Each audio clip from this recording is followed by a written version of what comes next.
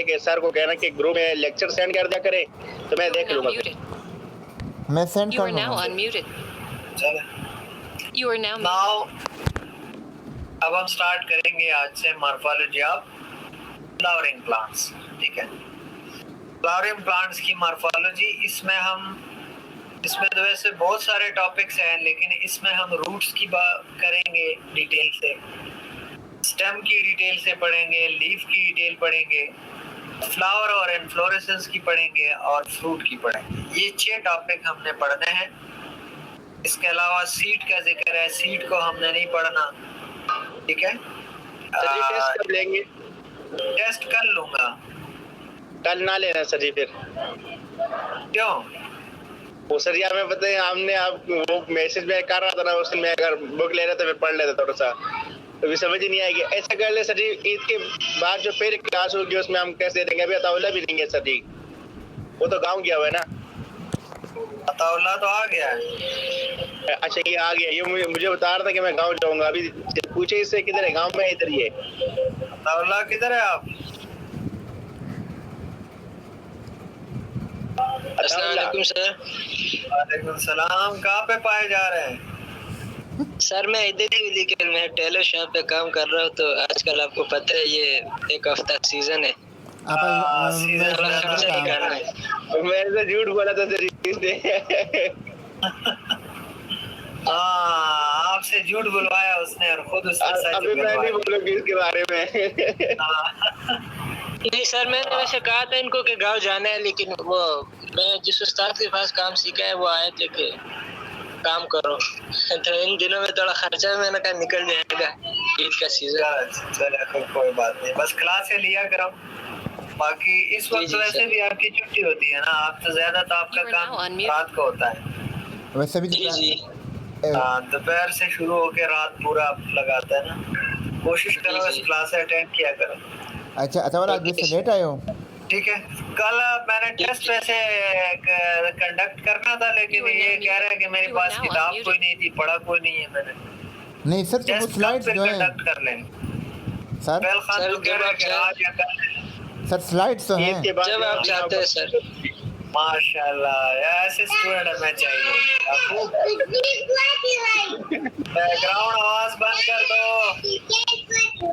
Sir, ये बच्चा पास है। याकूब अपना बैकग्राउंड बंद कर दो। Yakub, You are now muted. Yes sir. अल्लाह तो कह रहा है भाई मैं कल के लिए भी तैयार हूँ। मैं नहीं हूँ सर जी, क्या करें अभी। किताब खरीद लो, शाबाश। फिर ईद के बाद चलो टेस्ट ले लेंगे। आज ले आऊंगा मैं सर जी, बस मैं उसी दिन ले रहा था मगर आपने वो रिप्लाई नहीं दिया था इसलिए। सर कल ले लेंगे। कभी आज ही नहीं था, तो मैं आज ही ले आऊंगा फिर। सर टेस्ट कर ले लेते हैं। चलो ईद के बाद फिर आपका टेस्ट ले लेंगे। आपका मिड टर्म कब है? आप स्केड्यूल है आपके पास? नहीं सर, और आपका वो भी नहीं आया हुआ, कोर्स कंटेंट भी आपके नहीं आया, वो भी नहीं आया। पाकिस्तान स्टडी के भी कोर्स कंटेंट नहीं है। Course content? Yes sir. वो तो मैं किसी दिन कॉलेज जाके ना उधर सिलेबस पढ़ा होगा, उससे मैं ले लूंगा। नहीं, लेकिन आपका स्केड्यूल तो होगा ना, जो आपका नेट का फाइनल का। सर मैंने दिया सर जी। नहीं, वो भी उसका भी पूछ लेना आप।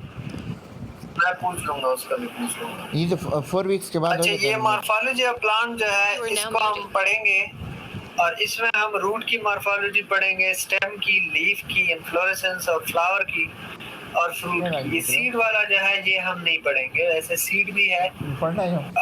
उसके अलावा जो है सीड एक तरह से एडिशनल है। बाकी जो है वो 6 के 6 हम पढ़ेंगे, चैप्टर्स है पूरे, वो हम पढ़ेंगे। ठीक है, और इसमें मॉर्फोलॉजी का मतलब क्या है? The study of forms and ऊपर क्या चल रहा है? Structure of a plant.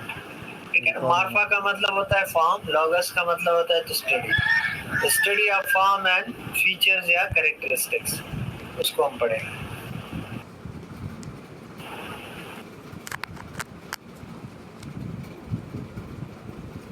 Classification of plants based on their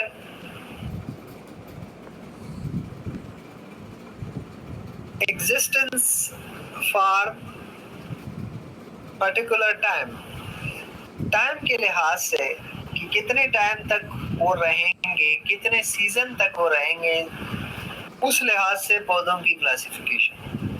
हमारे पास 3 किस्म के पौधे हैं बेस्ड ऑन देयर सेशन या season which they spend on land. Annual plant है, बाइनियल प्लांट है और पेरिनियल प्लांट है।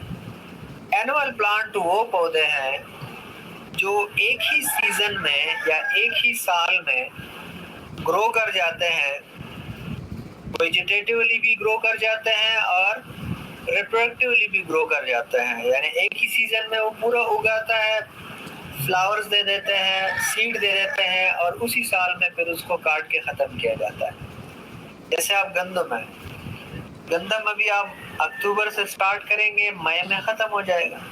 यानी कि एक ही साल के अंदर पूरी तरह से वो उगाया, पूरी तरह से जो है वो उसने ग्रो की, उसने सीड दे दिए और सीड हार्वेस्ट होने के बाद आपने उसको अपरूट कर दिया, पूरा पौधा आपने एक तरह से उगाड़ दिया। ऐसे पौधों को जो एक ही ग्रोइंग सीजन के लिए ही होते हैं उनको कहते हैं एनुअल प्लांट्स। ठीक है, इसमें मिसाल मस्टर्ड की आप लेते हैं, मकई के लेते हैं, गंदम की लेते हैं, राइस की लेते हैं, लेटस जो सैलड के तौर पर इस्तेमाल होता है उसका, मटर की आप लेते हैं, तरबूज की लेते हैं। ठीक है ना, ये सारे जो है ये एनुअल प्लांट है। कुछ पौधे ऐसे होते हैं कि वो 2 सीजन पे ग्रो करते हैं, दे ग्रो फॉर 2 सीजन। एक सीजन में वो वेजिटेटिवली ग्रो कर जाते हैं, यानी कि उसके रूट्स बढ़ते हैं, उसकी स्टेम बढ़ती है, उसके लीव्स बढ़ते हैं, वो खुराक को स्टोर करता है और अगले सीजन या अगले साल में वो क्या करते हैं, वो फिर फ्लावर्स दे देते हैं और फ्रूट दे देते हैं। ऐसे पौधे जो 2 सीजन के लिए ग्रो करे या 2 सालों में अपना लाइफ साइकिल कंप्लीट करे उनको कहते हैं बाइनियल प्लांट्स।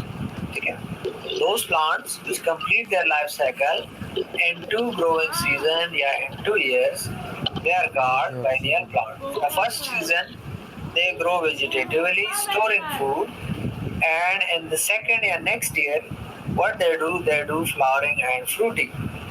इसकी एग्जाम्पल हमारे पास है टर्निप की है, गाजर की है, अनियन की है, ठीक है ना, मूली की है और कैबेज की है। कभी आपने मूली को देखा होगा, एक ही सीजन में वो ग्रो कर जाता है, बड़ा रूट उसका बन जाता है, क्योंकि आपका उसके साथ कंसर्न है कि आपको उसका रूट चाहिए, आपको मूली चाहिए, आपको उसकी सीड से गरज नहीं है, तो आप एक ही साल में उसको क्या कर लेते हैं, अपरूट कर लेते हैं, निकाल बाहर कर लेते हैं। ठीक है, लेकिन जिन लोगों को उसका सीड चाहिए वो क्या करता है, एक साल में जो उसका जो रूट बढ़ जाता है उसको उखाड़ता नहीं है, उसको रहने देता है। अगले साल में वही जो रूट, जो खुराक उसमें स्टोर है, वही खुराक यूज होगा फ्लावरिंग के लिए और फ्रूटिंग के लिए। और जब उसका फ्रूट और उसका सीड निकल आता है तो फिर ये प्लांट खत्म हो जाता है, अपरूट हो जाता है और उसी सीड को फिर आगे जाके ग्रो किया जाता है, फिर नया उससे पौधा उगाता है। एक साल फिर वो वेजिटेटिव और अगले साल फिर फ्लावर देता है। ठीक है, तो तभी आपके बागों में, आपके खेतों में गाजर मूली होगी, तो ये बेस्ट एग्जांपल है बाइनियल प्लांट्स की। एक ही साल में उसका ग्रोथ होता है, उसकी रूट्स का, और अगले साल में उसके सीड्स का और उसके फ्रूट का ग्रोथ होता है। Am I clear? Third number जो है वो है पेरिनियल प्लांट्स। पेरिनियल प्लांट्स वो प्लांट्स हैं जो कई सालों तक ग्रो करते हैं। इसमें हमारे पास एग्जाम्पल ट्रीज की है। आपके घर के सामने कोई बड़ा दरख्त लगा होगा तो हो सकता है कि आपकी उम्र से भी बड़ा होगा, या हो सकता है कि आपके सामने कई साल पहले उगा हो और अभी तक वो उसी तरह से ग्रो कर रहा हो। तो ऐसे पौधे जो लॉन्ग लास्टिंग होते हैं या सरवाइव करते हैं फॉर सेवरल इयर्स, ठीक है, और हर साल वो फ्लावर देते हैं अपने मखसूस सीजन में। ठीक है, such plants will grow for several years and produce flowering in their respective season. Such plants are called perennial plants. The example of perennial plants are mango, guava, ठीक है, बनाना, कीकर, ठीक है, पुलाई, जितने भी ट्री प्लांट है वो सारे इसी में आते हैं, ठीक है, चाहे वो मेवे वाले हैं, मेवाजात हैं, या मेवे के बगैर पौधे हैं, लेकिन वो सारे इसी में ही आएंगे। तो ये टर्मिनोलॉजी क्लियर है?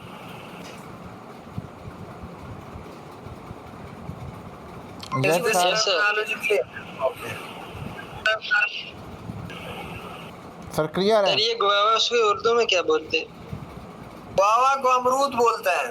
गुआवा को अमरूद बोलते हैं। अच्छा, यस। सर ये इसका साइंटिफिक नाम है। चलो फिर आगे चलते हैं। You are now muted. Roots पे अब आते हैं। रूट्स जो है is the part of plants that comes out from the radical of the seed. Seeds के radical से निकलता है and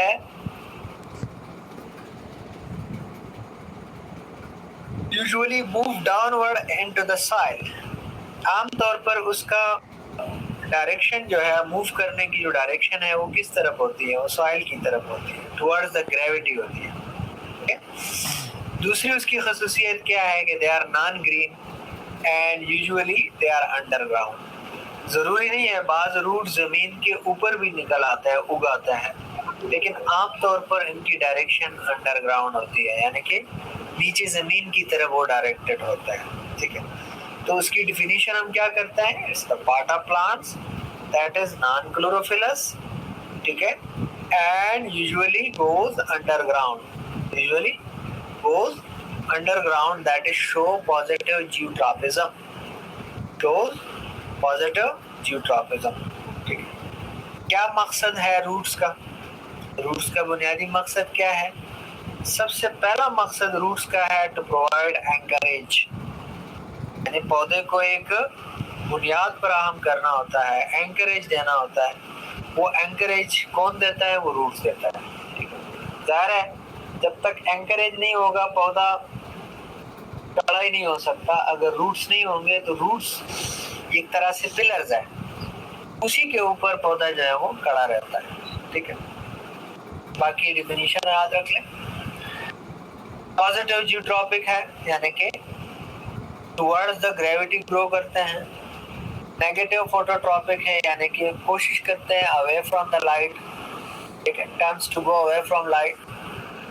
and show positive hydrotropism, यानी मतलब कोशिश उसकी होती है कि जहाँ पे पानी अवेलेबल होता है उसकी तरह उसकी रूट्स है वो ग्रो करते हैं। Root do not bear birds, उसके ऊपर कोई बर्ड्स नहीं होते, जैसे स्टेम के ऊपर होता है, लीव्स के ऊपर होता है, उनके ऊपर कोई बर्ड्स नहीं होते।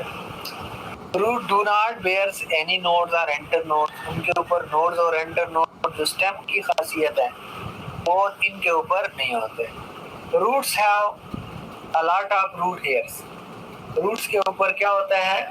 बेशुमार छोटे छोटे फिंगर लाइक प्रोजेक्शंस होते हैं, और फिंगर लाइक प्रोजेक्शंस को कहते हैं रूट हेयर। रूट का अपना क्या मकसद है प्लांट में? एंकरेज प्रोवाइड करना, और दूसरा absorption of water and minerals, पौधे के लिए वाटर और मिनरल्स को प्रोवाइड करना होता है। रूट हेयर का क्या काम है? यानी ये जो फिंगर लाइक प्रोजेक्शन है या ब्रश है रूट के ऊपर, इसका क्या काम है? So it actually increase the surface area of root for absorption.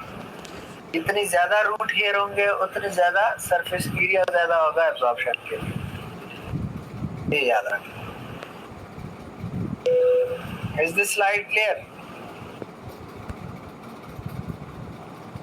Yes, You are now sir. unmuted. क्या ये स्लाइड क्लियर है? Yes, sir. Clear order. Welcome. Sir clear है। Sir clear. Okay, go next. The root cap and the region of You are now muted. roots. आमतौर पर जो root है इस तरह के कॉनिकल शेप का होता है। रूट का एक टिप रीजन होता है, उस टिप के ऊपर एक कैप लगा होता है, उस कैप को कहते हैं रूट कैप। तो रूट कैप क्या काम करता है? रूट कैप दरअसल प्रोटेक्शन देता है इस एरिया को। क्यों?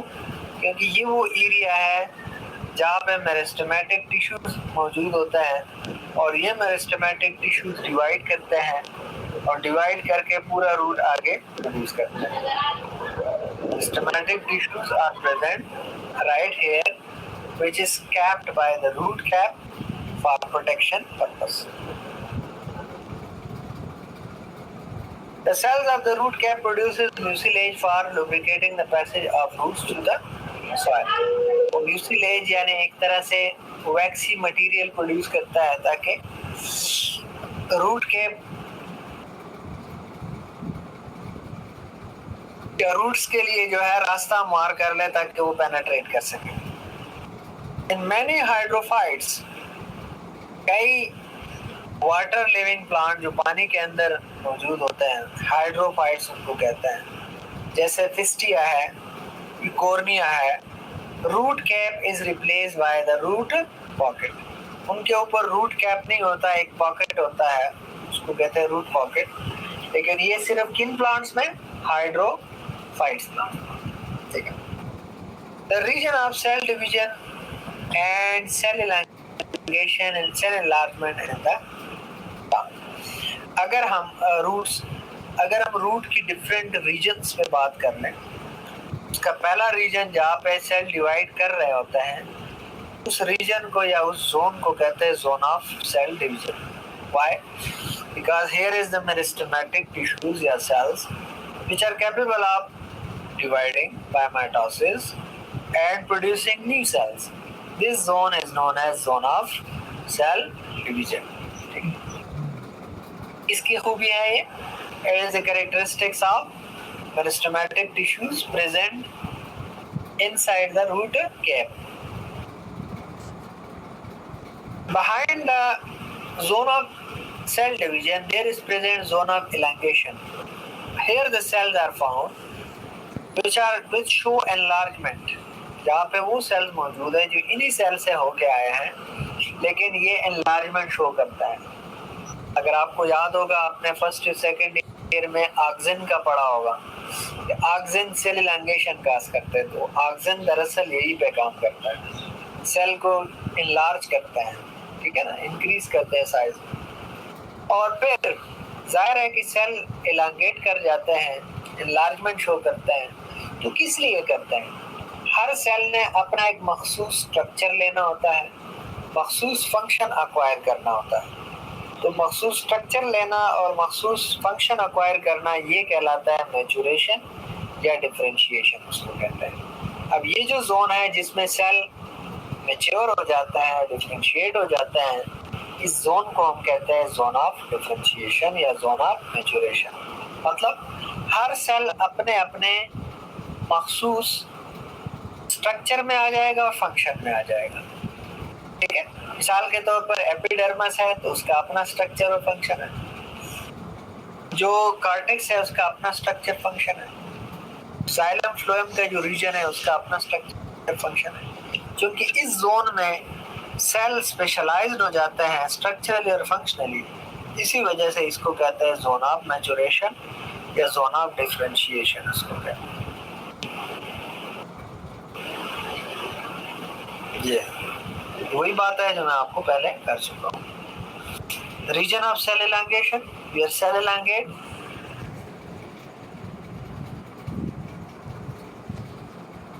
increases in size and length, size और लेंथ में इंक्रीज कर जाता है। इसके अलावा जो है रीजन ऑफ रूट हेयर और रूट एब्जॉर्प्शन। रूट हेयर मैंने पहले कह चुका हूँ आपको, रूट हेयर वो जगह है, रूट हेयर वो स्ट्रक्चर है जिन्होंने रूट्स की जो एब्जॉर्प्शन कैपेसिटी है उसको बढ़ाना है, क्योंकि ये सरफेस एरिया को बढ़ाता है। The cell of the outer layer known as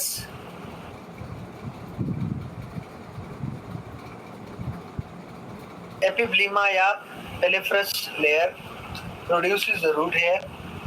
The root hair are elongated single cell tubular structure which remain in contact with soil particle. देखें, direct contact इन रूट हेयर का होता है, किसके साथ होता है? सॉइल के साथ। The root hair increase the surface area for absorption. They are short-lived and are replaced by the new root hair. ज़ाहिर है ये इंतहाई नाजुक होते हैं, तो कभी कभी ये ख़त्म हो जाता है, डिटेच हो जाते हैं रूट से, उसकी जगह पर नए रूट हेयर सामने आते हैं या इमर्ज करते हैं। अफ्रीका भी सर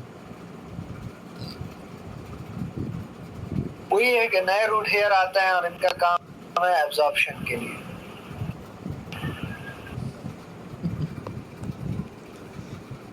आखिरी रीजन है जो पहले मैं कह चुका हूँ, जोन ऑफ या region of maturation and differentiation.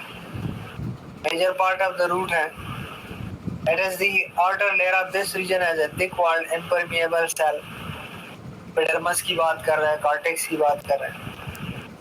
The elongated cell differentiation to form different types of primary root tissues like cortex, endodermis, xylem, phloem, etc., etc. This region helps in fixation of plant body to soil and also conduction of absorbent substances. फिर lateral root है, इसकी जरूरत नहीं है। साइडों पे जो निकलने वाला रूट से हमको कहते हैं।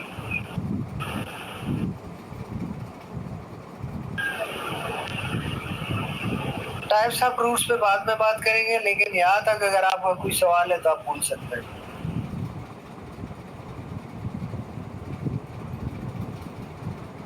No sir. चलो मेरे ख्याल में आज तक इतना काफी है। कल फिर आपका टेस्ट पोस्टपोन यस होगा। सर। जी सर। यस सर, कल टेस्ट नहीं होगा कल। सर अगर ले ले तो अच्छा है। नहीं होगा सर, आपने कह दिया ना। मैंने कह दिया लेकिन मैंने तो बनाया हुआ है। सर अगर कल ले लें फिर अच्छा तो होगा। उसको टाइम बढ़ा दे तो अगले हफ्ते चला जाएगा। सर लेकिन अगले वीकेंड पे फिर ख्याल रहे कि होना चाहिए फिर। यस सर, होगा इंशाल्लाह, क्यों नहीं होगा। असाइनमेंट भी आपका है मेट से पहले असाइनमेंट है, टेस्ट भी है। हाँ सर, वो है, वो आपने देने हैं हमें। सर असाइनमेंट दे देने नेक्स्ट वीक के लिए, ईद के बाद। चले फिर मीटिंग को एंड करते हैं। अगर कोई सवाल हो तो आप पूछ। सर जी, पर असाइनमेंट थोड़ी आसान से देना, वो जोलॉजी वाले सर की तरह असाइनमेंट नहीं देना। सर इसको फिर कल कंटिन्यू करेंगे इस वाले सर में दिए लेक्चर। थे। जोलॉजी वाले सर ने एक असाइनमेंट दिया था ना, वो जो शहजाद साहब है, वसीम शहजाद साहब। हाँ, वो बड़े मुश्किल असाइनमेंट देते हैं, उनके असाइनमेंट की हमें समझ ही नहीं लगती। उधर है ना, वो हाई लेवल के देते हैं। वो बिल्कुल सर जी, वो मैंने वो सर को दिखाया, सर ने कहा ये आप लोग के लेवल के बनते ही नहीं है, आपको बहुत मुश्किल है। उन्हीं सर को दिखाए थे, सर वसीम अहमद खान को। हाँ, पर वो कहते नहीं, ये आपने करना होगा। मेरा वो समझ नहीं आ रही थी क्या करे। शुक्र है सर चेंज हो गए। बड़े स्ट्रिक्ट रहते हैं। आप थोड़ा सा गुजारा करना है हमारे साथ। इसी से आपके नंबर बनने हैं ना। ज़ाहिर है सेमेस्टर सिस्टम में ये चीजें तो रखनी है ना आपने। और सर जी थोड़ी सी आसान होगी तो फिर आपके नंबर आएंगे वैसे, वरना नंबर तो ऐसे ही आएंगे जैसे कि बाहर से पेपर होते हैं उस तरह हो जाएंगे। नहीं सर, देख सकते हैं क्या होता है। यस ठीक है, तैयारी करना है आप, हमें पढ़ाई करनी इंशाल्लाह। है। ठीक है जी सर, कहूँगा।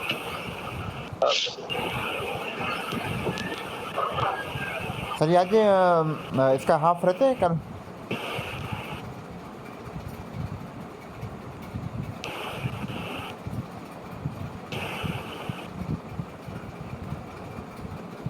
हाँ सर